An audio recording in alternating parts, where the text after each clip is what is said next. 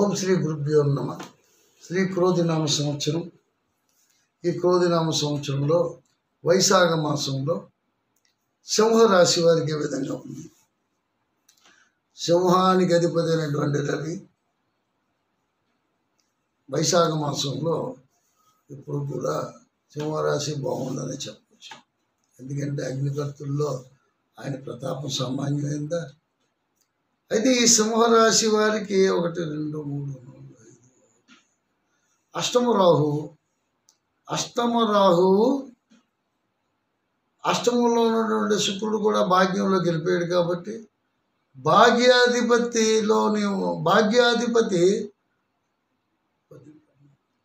వెయ్యిమందు పడిపోయాడు.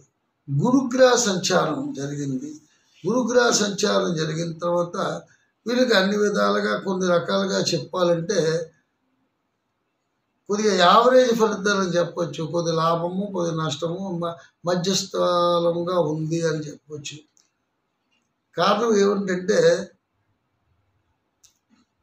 ధనం చేతికి వస్తుంది, అనవసరం ఖర్చులు అవుతున్నాయి. అంటే కొన్ని రకాలుగా శుభకార్యాల రీత్యా మొన్నటి వరకు ఖర్చు అయ్యింది ధనం. దానివల్ల ఏముందంటే మనం అనుకోవచ్చు ఇప్పుడు ఏదైనా ఖర్చు అవుతుందంటే రాబడి మిగులు ఉంటే ఒకలాగా ఉంటుంది, మిగులు లేకుండా ఇప్పుడు కొంత అనారోగ్య రీత్యా ధనం ఖర్చు అవును.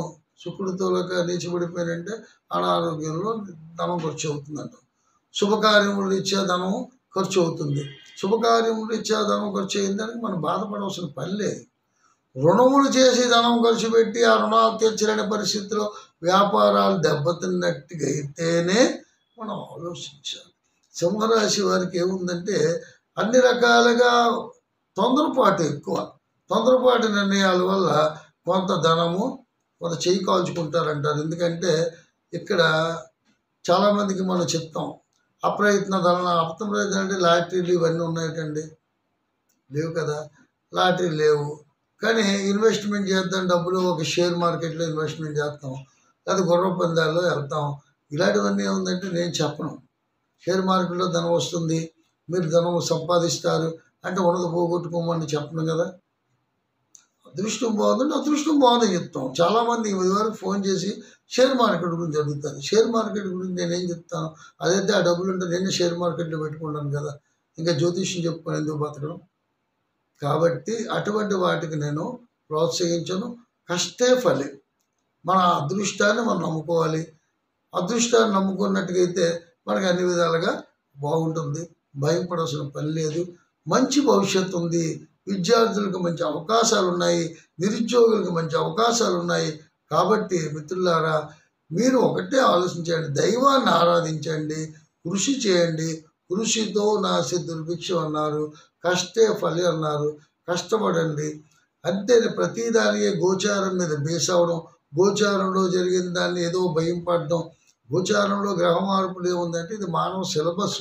ఈ సిలబస్ని ఏముందంటే మనకి ఎంతవరకు ఉపయోగపడుతుంది అంతవరకు దాన్ని అవగాహన చేసుకొని ముందుకు వెళ్ళాలి. పరిస్థితులు చక్కబడుతున్నాయి, భయపడాల్సిన పని లేదు.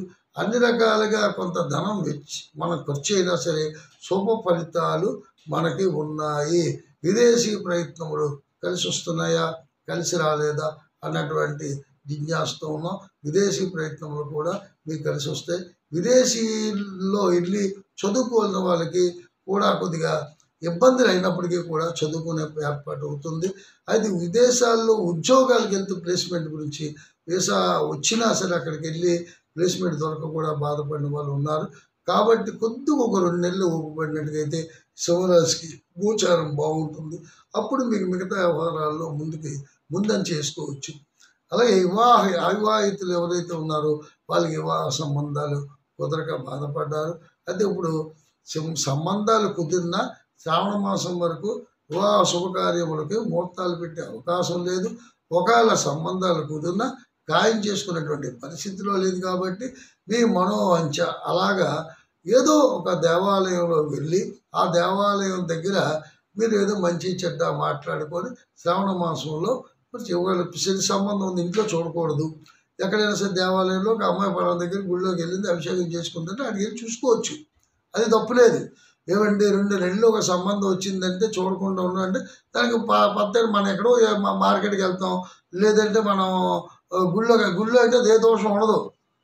పెళ్లి చూపులు కానీ కాదు, దైవ దర్శనం చేస్తుండగా అమ్మాయిని చూస్తాడు. చూసిన తర్వాత ఏముందంటే బాగుంది అనుకుంటే తర్వాత మరి పెద్దలతో సమక్షంలో మధ్యవర్తితో మాట్లాడుకుని మధ్యవర్తి మిగతావన్నీ నడిపేస్తాడు. శ్రావణ మాసంలో నుంచి మంచి రోజులు ఉన్నాయి కాబట్టి వివాహ సంబంధాలు కుదురుతాయి. అలాగే మీరు ఏర్పాటు చేసుకున్నట్టుగైతే అన్ని విధాలా బాగుంటుంది. అవివాహితులకి మంచి, ఎందుకంటే వాళ్ళకి కుదరగా ఏదైనా వచ్చిందనుకోండి, దాన్ని వాయిదా లేకుండా ఏదో రకమైనటువంటి పెద్దలతోని దైవ సన్నిధానంలో ఒక పెళ్లి చూపులు తతంగం జరిగినట్టుకైతే అన్నీ బాగానే ఉంటాయి. రైతాంగాన్ని పరిస్థితి ఏంటి? రైతులు కూడా చాలా మటుగా దెబ్బతిన్నారు. వాళ్ళందరికీ మరి పంటలు పలిసి వస్తాయా లేవా చాలా బాధల్లో ఉన్నారు. కాబట్టి వాళ్ళకి కూడా మధ్యస్థలంగానే ఉంది. ఎక్కువగా లాభాలు లేవు, అలాగే ఎక్కువగా నష్టం లేదు, నష్టపోవడం జరగదు, ఏదో అలాగా ఉపశమనం జరుగుతుంది. కాబట్టి దైవాన్ని ఆరాధించండి. అయితే ముఖ్యంగా ఏముందంటే ఆదివారం పూట సూర్య నమస్కారం చేసుకున్నట్టుగైతే అన్ని విధాలుగా శుభఫలితాలు మీకు ఉంటాయి. మళ్ళీ మరో ఎపిసోడ్తో ముందుకు వస్తాను. అంతవరకు సెలవు. ఓం శాంతి.